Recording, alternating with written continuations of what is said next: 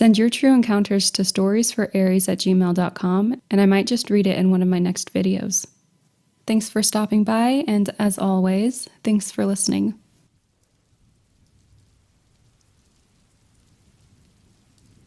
I live in Arizona. Over the weekend, I went camping with my fiancé and her sister and husband. My fiancé is 4 months pregnant. We had a great time camping and fishing. I love fishing, and it's been one of my best coping mechanisms since I got out of the Army. Well, Saturday afternoon, we all went fishing on my soon-to-be brother-in-law's boat. We had a blast and caught some fish, and then we headed back to camp.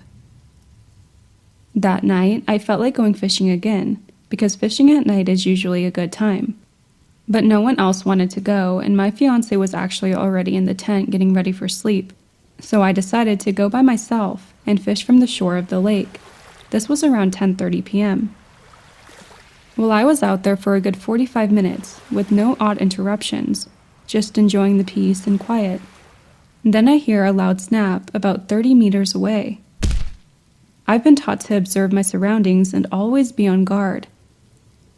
This snap was odd. It wasn't like an ordinary twig snap. It was more like a large fallen branch. At first, I'm thinking bear, as that would be the only logical explanation based on the weight that it could break something that large. So I'm looking in that general direction for a good 30 seconds after the snap, and I hear nothing. Then it happens. I hear footsteps, followed by the most foul and oddly unique smell, hitting my nose. These steps are most certainly bipedal, and I just had the strongest intuition and gut feeling that it wasn't anyone from my family, but it was something dangerous, like worse than what I faced overseas dangerous. The feeling of fear I felt was unrivaled at that moment. So I say out loud, "Who's there?" But there's all of a sudden silence for a good minute. Then it happens. I see something breaking the tree line about 15 feet from the shore of the lake. It's on 4 legs, which freaked me out because the walking after the snap was definitely a 2-legged creature. It was extremely pale with odd fur patches covering its body. It looked like a malnourished wolf or coyote but with a smaller head, as if the head was half developed. We locked eyes, and again, it's like a telekinetic wave of fear crashed over me, but I stood my ground. This thing then does what makes me 100% sure it wasn't a normal animal. It talked. First, the most creepy laughter, almost like a child's mixed with a demon's. And then it says to me while simply walking away now, "Danger. You are all in danger." I stood frozen, watching as it walked parallel to the lake until it was out of sight. I was then hit with an overwhelming feeling of dread, and immediately thought to check on my fiancé and soon-to-be family members, because the feeling inside me was so strong that they were now in extreme danger too. I got back to camp and everyone was asleep. I didn't tell any of them what happened as not to alarm them, and I didn't expect them to believe me if I did, because I wouldn't believe myself if I hadn't seen or heard it. The worst part is, we've now been in my home for a full 24 hours, but that feeling of me and my fiancé being in danger keeps echoing in my mind. I was taught never to run or surrender and to face my enemies head on, and this feeling I have is almost like a life or death thing.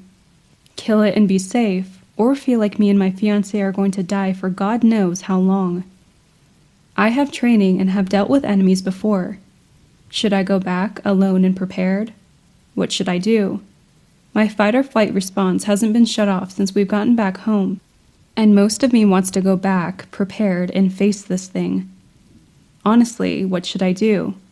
Because I can't get this creature's words or thoughts, whatever it projected onto me, out of my head, much less the words I actually heard.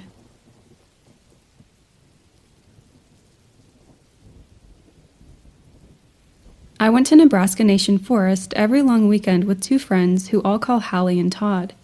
I've known them for years and we would never hike alone because of the risks, so we became a group. Anyway, it was spring break last year, and we went on a week-long backpacking trip.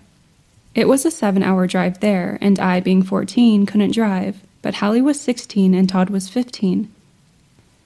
Hallie drove us there, and we had a great time for the first few hours of the drive. But as we got closer to the forest, something felt off. I know it sounds cliché, but I had this feeling like I was going to get sick. I tried to ignore it, thinking I was just nervous, but I guess Hallie and Todd knew that something was off with me. They asked what was up, and I told them something wasn't right, but they just laughed, thinking I was trying to scare them. A few hours later, and the feeling is still there, but we were finally at the trailhead. I got out, and everything was as it should be. We grabbed our packs, and off we went. I felt like I was at home in the trees, and the feeling was soon forgotten. We walked a little over 5 miles that day before we set up camp. We had a 2-person tent that Hallie and I brought, and then a hammock that Todd brought. After we set up camp, we just ate and were chilling by the fire. Mind you, there wasn't any alcohol or drugs. Todd began complaining about how he didn't want to sleep in his hammock. I didn't want to listen to him complain, so I offered to switch places, which he gladly accepted. The night went on as usual until around 2 a.m., when we all got tired and we went to bed. Well, everyone except me. I have extremely bad insomnia, and I was just mending to the fire and chilling. Finally, I decided to get into the hammock and read.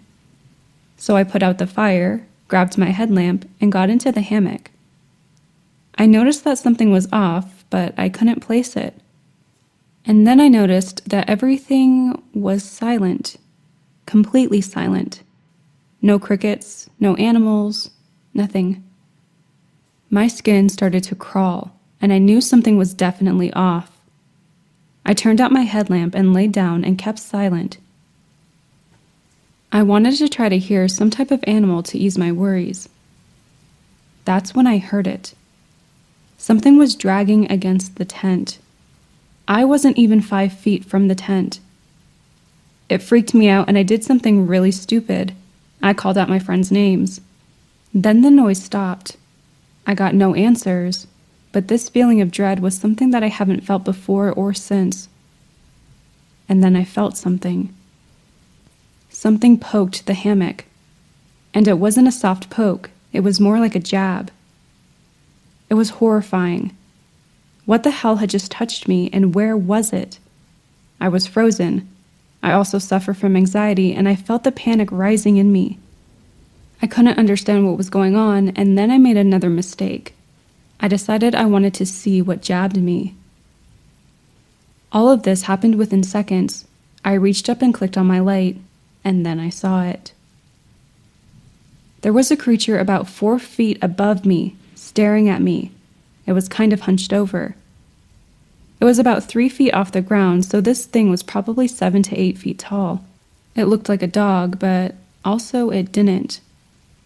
It had the face of a wolf, but in a human way. The eyes looked red. The ears looked like clipped pit bull ears, its mouth pulled back in a snarl, and a hand, paw thing, blocking its face. I was terrified because its teeth were huge and sharp. The paws, if you could even call them that, were a 5-finger type thing with sharp, long claws that looked like they could tear me apart. I screamed, and as soon as I did, this thing let out something between a scream and a howl. It was deep, and I could feel it. I heard Todd yelling, "What the hell was that?" And I heard the tent opening, and that's when the creature and I finally broke eye contact. I yelled at Hallie and Todd to help me. When I looked back up, this thing was climbing the tree while still looking at me. Then I saw the back of it. It had a tail of a dog, grayish silver fur, a black mane down its back, and a hump. I took this opportunity to scramble out of the hammock, and we took off without grabbing anything. I had no shoes, nothing. Finally, we made it back to the car, but the whole time I heard something in the trees. The next day, we had park rangers go get our things as we were really freaked out. When they got there, everything was gone. Not even trash remained. It was as if we were never there. They blamed us for lying, but we had no idea what happened. I had no idea what I saw or why it didn't just kill me. I haven't been back to the woods in a very long time, but still, every time I close my eyes, I see that thing.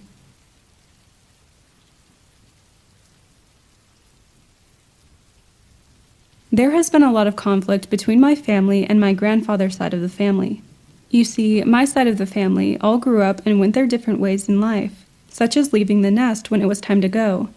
Unfortunately, my grandfather's brother's family wasn't going anywhere in life except staying on the reservation and not doing anything to better themselves. My grandfather used to travel for work. He was working the railroads. After my grandfather's kids decided to go and make a life for themselves, my grandfather's brother was pretty jealous and envious for them having a good life. So what he did was something that would change the rest of our lives. My grandfather passed away. How he died? He got hit by a semi-truck, which unfortunately hit the passenger side of the vehicle he was in.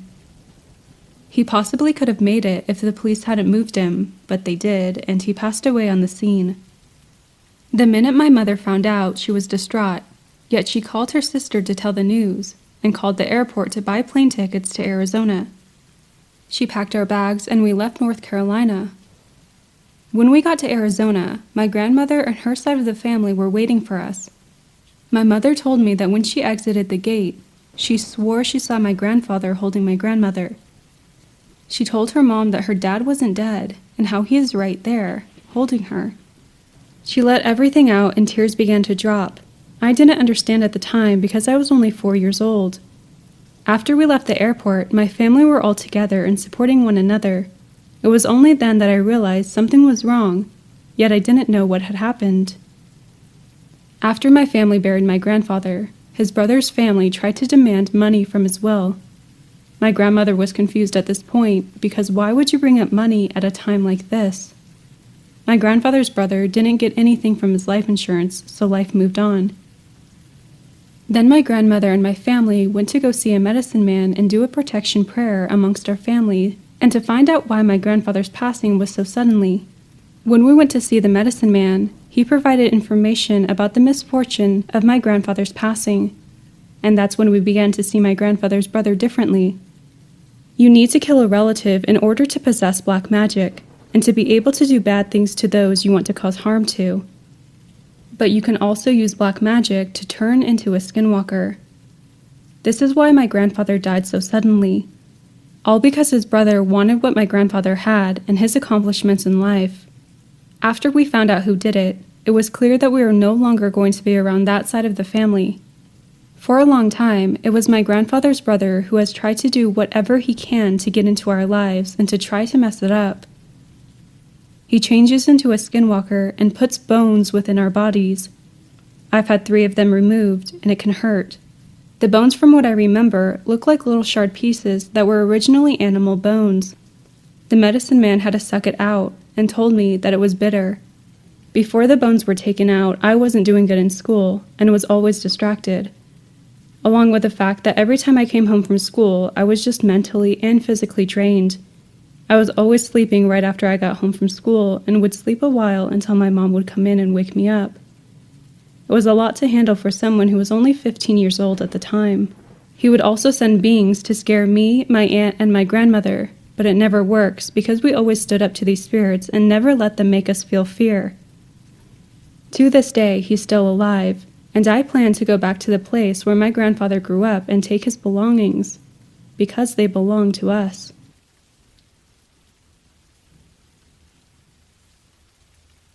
These are the stories told to me by my 2 best friends of 20 years. I'm going to preface this by saying these 2 are some of the most honest people I've ever known, and it took them years before they'd speak to me about this stuff. Once I was able to convince them to tell me about this, the older of the 2 brothers broke down into tears and abruptly left about halfway through the first story. It's just too traumatic for him to relive. I felt bad for that, and I haven't asked him to speak about it since that day.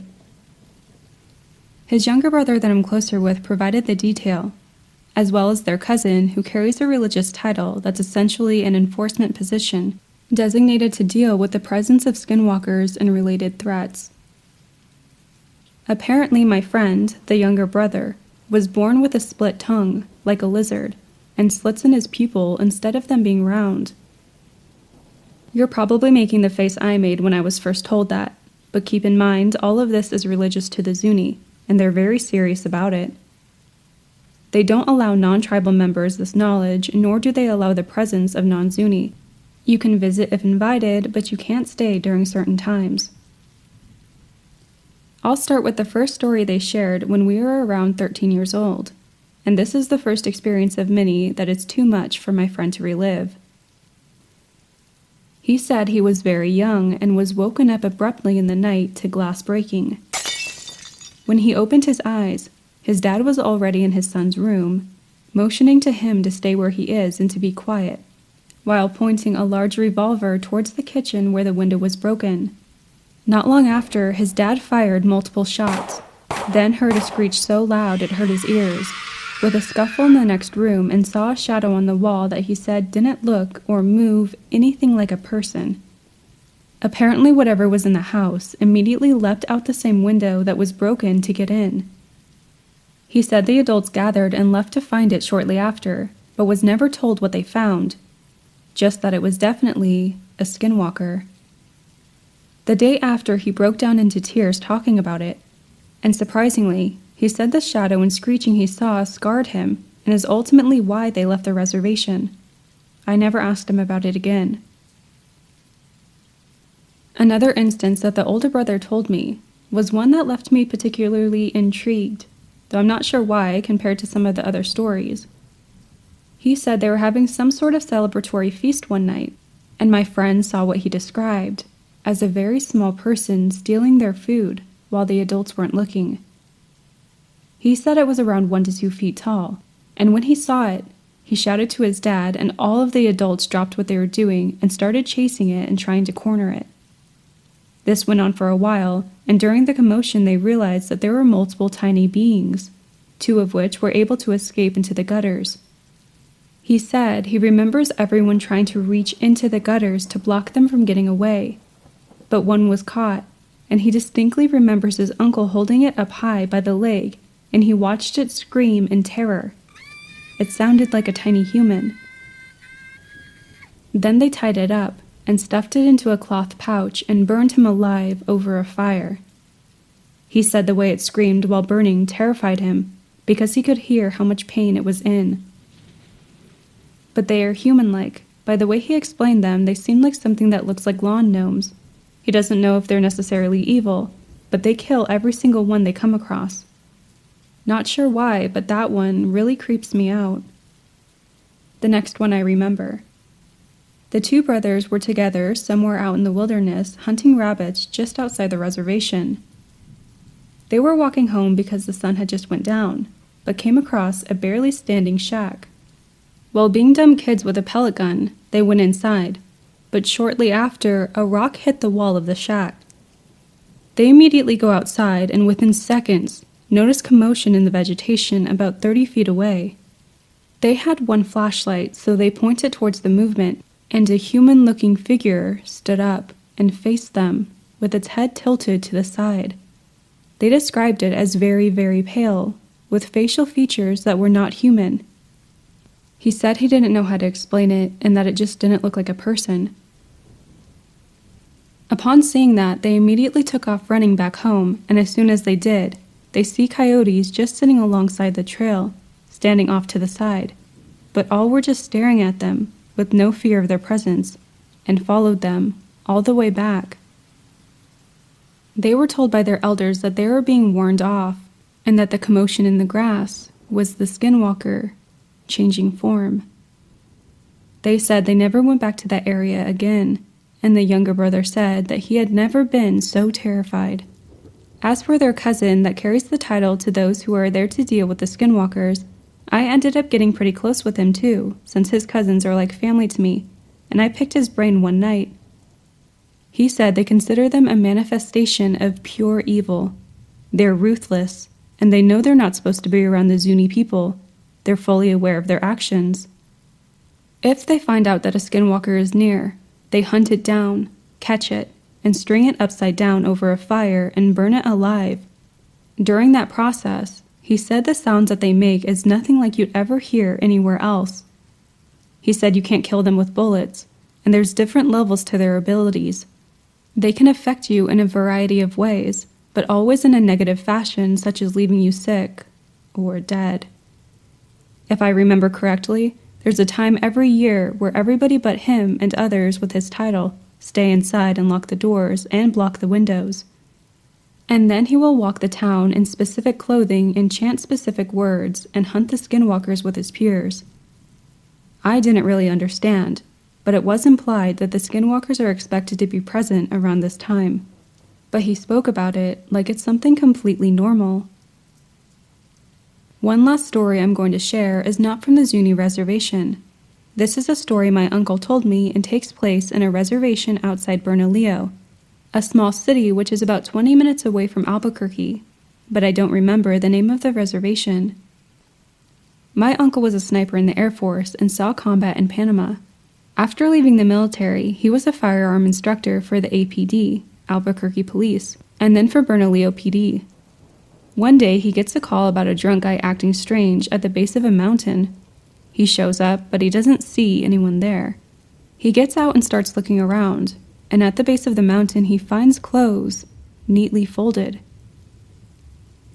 As he turns around, he's surprised by what he calls the biggest wolf he's ever seen in his life. It's about 20 feet away from him and walking straight toward him. He said it was around 5 feet tall and was staring right into his eyes. He puts his hand on his holstered gun but doesn't draw it and starts walking backwards towards his car while the wolf continues towards him. Once he reached his unit, he got inside as fast as possible, and when he shut the door, it was now only an inch away from his window. He said he had to look up at it while seated in his unit. He then makes a "sorry, I'm leaving" gesture and drove down the road where he met one of the reservation officers. She asked him what happened, since he was pale and visibly shaken. All he was able to muster was, "I don't know, it's massive, I don't think I belong here, I didn't, And she immediately put up her hand and said, "Don't worry about it, I gotcha. I've been wondering when this was going to happen again. Just go ahead and get out of here." Then she drove off, and she didn't go to the area, but rather parked her car sideways, blocking the entrance to the area, and started making calls. He says, by the way the thing looked directly in his eyes, not to mention the absurd size and aggression, and its lack of fear and also folded clothes, that he knew he was face to face with a skinwalker, and that he hopes he never comes across something like that again.